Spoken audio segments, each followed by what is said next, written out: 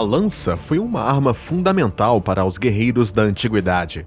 Econômica, de fácil produção, leve e versátil, representou o auge da tecnologia militar por milênios, graças à sua capacidade de manter o inimigo à distância. Mas hoje nosso foco não é em qualquer lança, mas sim naquela que rapidamente dizimou os exércitos das cidades-estado gregas na Batalha de Queroneia, levando à unificação da Grécia sob o comando de um único soberano. Esta lança, mais notavelmente, desferiu o golpe mortal no ilustre Império Persa, que capitulou diante de Alexandre o Grande.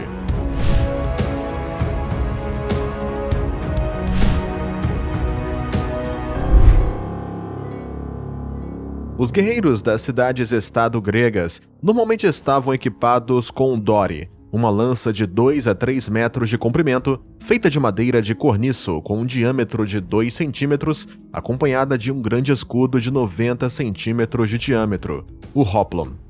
Por outro lado, a sarissa é uma das várias invenções militares atribuídas ao rei Filipe II da Macedônia, desenvolvida para formar a famosa falange macedônica.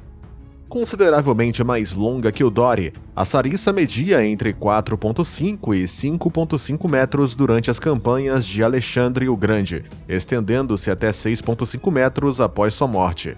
Com um diâmetro de 4 centímetros, a sarissa tinha o dobro da largura do dori, possuía uma ponta de ferro de 50 centímetros extremamente afiada e em forma de folha, capaz, segundo se dizia, de penetrar escudos de madeira e armaduras inimigas.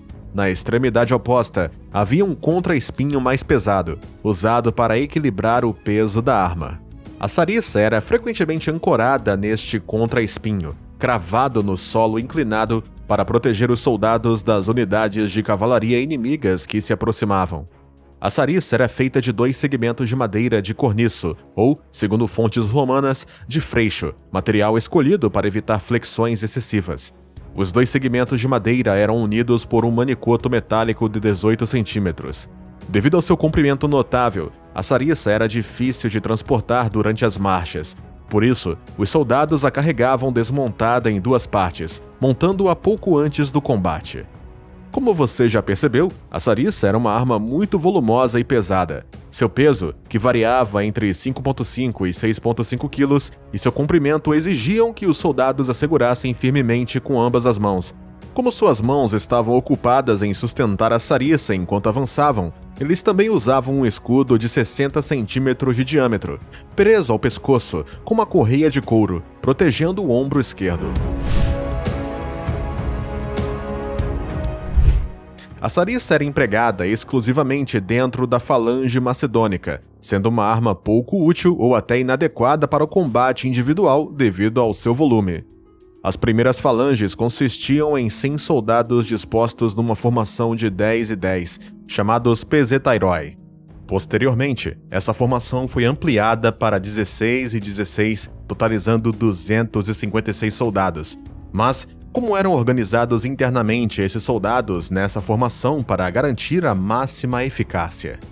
As primeiras 5 fileiras de pezetairoi eram alinhadas horizontalmente, permitindo que os soldados nas linhas subsequentes criassem uma imponente barreira de lanças dispostas de forma descendente. Se o inimigo conseguisse passar pela primeira linha de sarissas, teria que enfrentar outras 4 fileiras de lanças, supondo que sobrevivesse. Os 2 primeiros grupos de pezetairoi eram completamente armados, pois o risco de morte era maior. Esses pezetairoi eram os soldados mais treinados e recebiam um salário até 3 vezes superior aos dos outros. Em contraste, os soldados da 6ª à 16ª fileira usavam armaduras leves e tinham menos experiência de combate. Os pezetairoi situados na 6ª, 7ª e 8ª fileiras mantinham suas sarissas inclinadas em um ângulo progressivamente maior, a fim de desviar flechas e dardos ou para empalar a cavalaria inimiga e os carros de guerra que se aproximavam, fixando suas sarissas no solo no contra-espinho.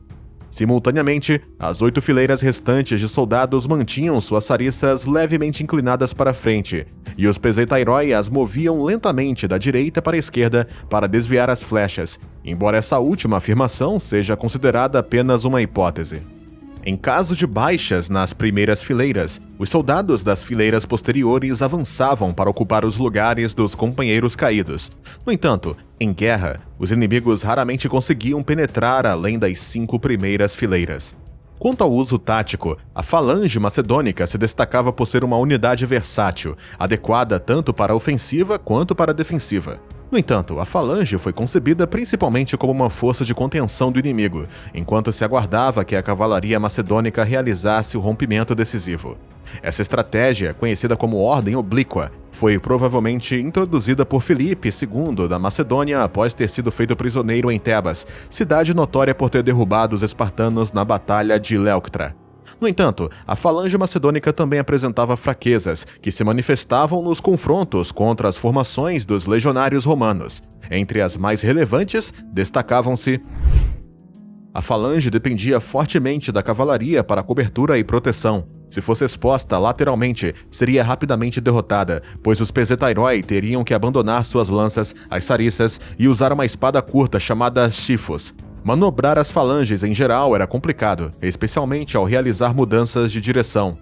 A estratégia ofensiva da falange macedônica envolvia enfrentar o inimigo avançando diretamente contra ele. A velocidade da marcha aumentava a força de impacto das sarissas.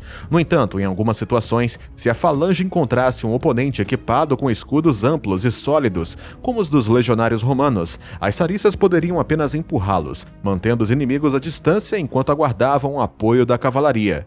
A formação da falange era eficaz apenas em terrenos planos. Um terreno acidentado comprometeria a estrutura da falange e os soldados teriam dificuldades em manter a integridade da formação, facilitando a ação dos inimigos na sua desintegração.